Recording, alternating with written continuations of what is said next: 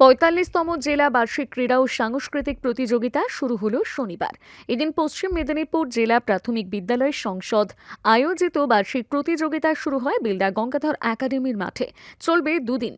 এদিন প্রথমে বর্ণাঢ্য পদযাত্রা, পতাকা উত্তোলন ও প্রদীপ প্রজ্বলন এবং পায়রা উড়িয়ে শুরু হয় জেলা স্তরের এই প্রতিযোগিতা। উপস্থিত ছিলেন মন্ত্রী মানস রঞ্জন ভূঁইয়া, শ্রীকান্ত মাহাতো, বিধায়ক সুজয় হাজরা, সূর্যকান্ত অট্ট, জেলা প্রাথমিক বিদ্যালয় সংসদের পরিদর্শক ও সচিব গৌতম কুমার সামন্ত, জেলা প্রাথমিক বিদ্যালয় সংসদের চেয়ারম্যান অনিমেষ দে সহ অন্যান্যরা। সংসদ সূত্রে জানা গিয়েছে, জেলার ৩টি মহকুমা থেকে ৩,৪৯৮টি স্কুল থেকে প্রায় ৪০০ জন প্রতিযোগী ক্রীড়া ও সাংস্কৃতিক প্রতিযোগিতায় অংশ নিচ্ছে। পড়ুয়াদের জন্য ৩৮টি ও শিক্ষক শিক্ষিকাদের জন্য 5টি বিষয়ের প্রতিযোগিতা সংগঠিত হবে। এদিন জেলা প্রাথমিক বিদ্যালয় সংসদের চেয়ারম্যান অনিমেষ দে বলেন, রাজ্য সরকারের অর্থানুকূল্যে পড়ুয়াদের শারীরিক ও মানসিক বিকাশে এই ধরনের বার্ষিক ক্রীড়া ও সাংস্কৃতিক প্রতিযোগিতা হয়ে আসছে।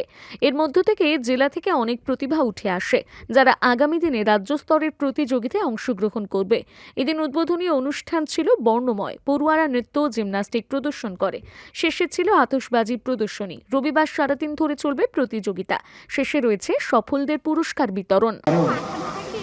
আজকেই বাংলার 294টি বিধানসভা কেন্দ্রে আবার হাজার হাজার ভোটারদের ভেরিফিকেশন বান্ডিল পৌঁছে গেছে, আপনাদের এখানেও এসেছে।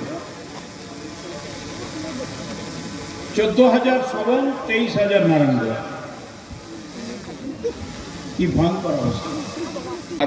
বাচ্চারা আসবে, তাদের খেলা হবে। যেভাবে আমাদের সহযোগিতা করেছেন, যে আন্তরিকতা দেখিয়েছেন, আমরা কৃতজ্ঞ। আমরা খেলাটা প্রায় মেদিনীপুর অরবিন্দ স্টেডিয়ামে হতো। আমাদের মাননীয় মুখ্যমন্ত্রী মমতা বন্দ্যোপাধ্যায় চান বাংলার প্রত্যন্ত এলাকায় বিভিন্ন সামাজিক পরিকল্পনার সাথে সাথে বাচ্চারাও বিভিন্ন জায়গায় যাক, বিভিন্ন এলাকার একদম গ্রামের দিকে সমস্ত কিছু ছড়িয়ে পড়ুক। সেই চিন্তাকে সামনে রেখে গত বছর আমরা চন্দ্রকোনা রোডে করেছিলাম, এবছর আমরা বেলদা গঙ্গাধর একাডেমিতে করেছি। গত বছর মেদিনীপুর মহকুমা ছিল, এবছর খড়গপুর মহকুমা। আমরা যারা এসছেন এসকর্টরা, যারা এই অক্লান্ত 3-4 দিন ধরে মাস্টারমশাইরা অক্লান্ত পরিশ্রম করেছেন, আপনাদের প্রত্যেককে ধন্যবাদ, কৃতজ্ঞতা জানাবো।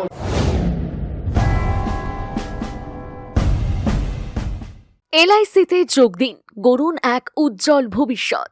ভারতের বৃহত্তম এবং একমাত্র রাষ্ট্রায়ত্ত জীবন বীমা সংস্থায় কাজের সুবর্ণ সুযোগ। আমরা নিয়োগ করছি এলআইসি এজেন্ট এবং বিশেষ করে মহিলাদের জন্য বীমা সখী।